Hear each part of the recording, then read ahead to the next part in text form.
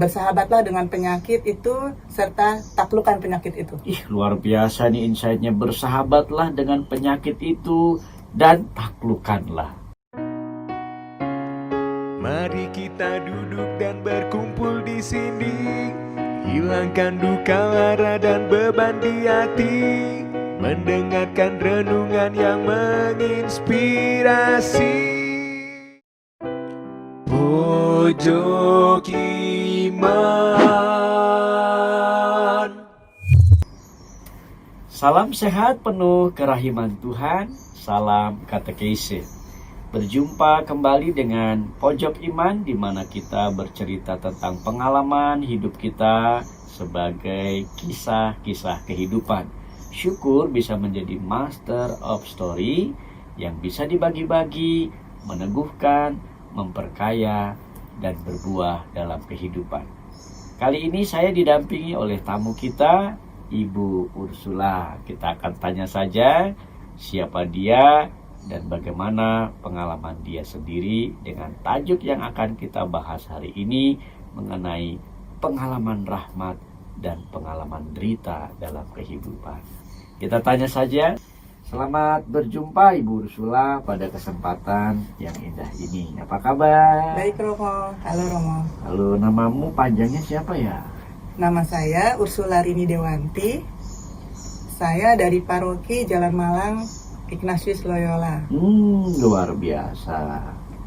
Kita langsung to the point aja ya, Bu Ursula ya. Ya. Kita bicara tentang pengalaman derita, iman, dan kehidupan. Ini pasti banyak dialami oleh setiap dari kita. Nah, pengalaman Bu Ursula sendiri bagaimana? Mungkin saya flashback dulu ya Romo, ke Iya. tahun 80-an. Pada waktu itu saya masih SMP Romo. Waktu SMP, pertumbuhan tulang belakang saya tidak tumbuh normal, tapi cenderung bengkok seperti membentuk angka S, sudah mendesak paru-paru. Dan pada waktu itu dokter memutuskan untuk segera dioperasi.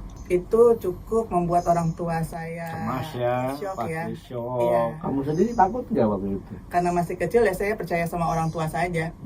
Tapi kaget nggak dengar kayak gitu? Nah itulah Bengkok. Romo, orang tua saya itu selalu mensupport saya. Dia walaupun tahu anaknya sakit, tapi dia tidak pernah putus asa. Dia selalu berusaha yang terbaik untuk pengobatan anaknya. Itu pengalaman SMP. Iya, dan orang tua saya yang saya ingat dia sangat percaya mengandalkan Tuhan Romo. Jadi dia selalu support saya, tidak usah khawatir, kita hadapi bersama-sama dengan Tuhan. Itu yang SMP.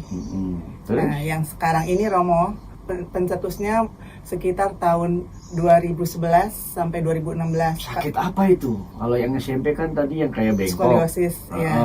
Yang... Dan itu sudah sembuh, puji Tuhan sudah sembuh. Amin. Sampai sekarang. Ya. Kan, yang Yang terbaru? sekarang ini dokter bilang itu lupus. Sakit lupus. Mungkin itu pencetusnya karena ini Romo. Pada tahun 2011 sampai 2016 merupakan fase hidup saya yang cukup rumit. Saya cukup menguras energi, membuat cukup stres, dan akhirnya ujung-ujungnya ke mental dan ke fisik saya. Dan pada waktu itu saya drop badannya dan saya dibawa ke rumah sakit dan dokter bilang itu lupus. Sampai sekarang pun tahun berapa itu ya? Ya sekitar 2013 ya, karena gitu ya? akumulasi dari stres itulah. Terus?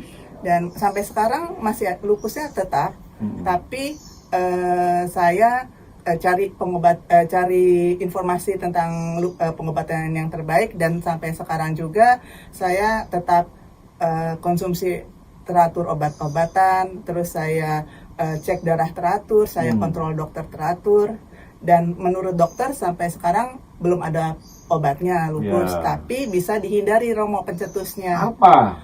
Pencetusnya itu kita tidak boleh terlalu stres, tidak boleh. Jadi kita harus mengelola stres kita.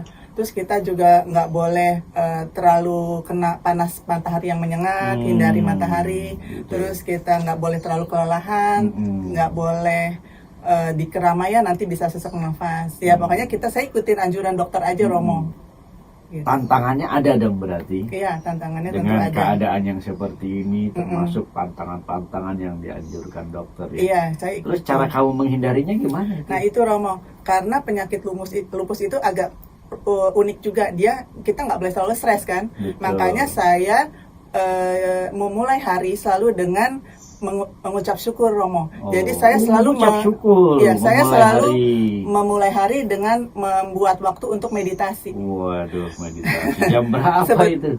Ya, saya bangun, selalu saya bangun 4:30 Romo. Oh, iya. Itu kebangun dan Meditasi saya membuat ya. waktu dan di dalam meditasi itu saya selalu count my blessing Romo. Saya apa itu artinya itu? Saya mengucapkan berkat-berkat yang saya terima dari Tuhan. Jadi misalnya, terima kasih Tuhan atas hari yang baru ini. Terima kasih Tuhan atas kesehatan saya. Terima kasih untuk pekerjaan saya. Terima kasih teman-teman yang baik-baik saya temui, keluarga saya baik-baik. Jadi langkah pertama gitu. adalah bersyukur, Ya. berterima kasih sama Tuhan. Iya. Kalimat-kalimat singkat gitu ya. Iya, di meditasi singkat aja Romo, itu saya ucapkan juga kata-kata yang baik-baik di dalam kitab suci Romo, seperti di Mazmur. Inilah hari yang dijadikan Tuhan, marilah kita bersorak-sorak dan bersuka cita karenanya. Betul sekali, itu hafal. Karena saya ucapkan tiap hari Romo. Oh ya, puji Tuhan. Iya, terus juga di Kidung Maria kan juga bilang Romo, jiwaku bersuka cita memuliakan. karena Injil Lukas itu, Magnificat Maria. Iya, itu itu ya. Itu tiap hari kamu ucapin. Iya, tuh. biar hati saya sukacita Romo. Gembira. Waduh, dan dari situ Karena, kamu bisa menemukan jalan keluar atas penyakit yang kamu alami ini. Dan puji Tuhan sampai sekarang bisa enjoy ya. Dan saya mungkin pesan bagi teman-teman yang ada pesan. punya penyakit atau penyakit lupus lah khususnya. Ya, atau penyakit lupus atau yang sudah divonis sama dokter penyakit. Pertama, percaya pada Tuhan bahwa Tuhan itu sayang sama kita dan pasti Tuhan akan melindungi kita. Nah, kemudian hadapi penyakitnya, jangan dihindari. Kemudian cari informasi sebanyak mungkin tentang penyakitnya, cara pengobatannya, dan bersahabatlah dengan penyakit itu serta taklukkan penyakit itu. Luar biasa nih insight-nya, bersahabatlah dengan penyakit itu dan taklukkanlah. Selain tadi kekuatan kita adalah Tuhan ya. Luar biasa Ibu Ursula. Ada nggak insight yang ingin disampaikan? Ya itu, jadi jangan berkecil hati, percaya pada Tuhan. Dan maksudnya ini kita bersahabat dengan penyakit bukan berarti kita menikmati penyakit itu, kita disayang-sayang, enggak. Tapi kita tahu itu karakter penyakitnya dan tahu kondisi badan kita. Jadi misalnya nih saya suka berenang Romo, tapi kan nggak boleh kena matahari. Saya berenangnya di pagi hari. Terus saya suka jalan-jalan atau enggak itu bukan Romo, ziarah. Itu kan biasanya Maria di atas tuh Romo. Nah itu saya lihat kondisi saya, jadi saya nggak usah buru-buru. Mungkin yang peserta lain jalannya udah sampai duluan. Saya sesuai dengan kondisi saya, jadi saya berhenti. Yang penting sampai Romo biasanya. Dan akhirnya sampai juga. Kan dulu pernah juga sama Romo sampai. Kapan ya itu ya? Lupa saya. Iya, yang waktu lagi di Medjugorje. Oh, Medjugorje ya. Iya. Oh, ya hujan-hujan lagi ya. Oke, puji Tuhan. Saya paling terakhir sampai sana ditepukin kan Romo. Tepuk tangan, luar biasa. Jadi kuncinya adalah iman, hati yang gembira. Itu ada loh di dalam Amsal kalau salah, hati yang gembira adalah obat. Oke. Baik saudaraku yang terkasih, terima kasih untuk Ibu Ursula atas kesaksiannya yang luar biasa. Saudaraku, inilah pengalaman menarik, kisah-kisah kehidupan Ibu Ursula. Semoga bisa menjadi insight. Jalan-jalan bersama teman, menyusuri desa dan kota. Mari hidup penuh iman, mewartakan kabar sukacita. Mari kita duduk dan berkumpul di sini, hilangkan duka lara dan beban di hati, mendengarkan renungan yang menginspirasi. Pojok Iman.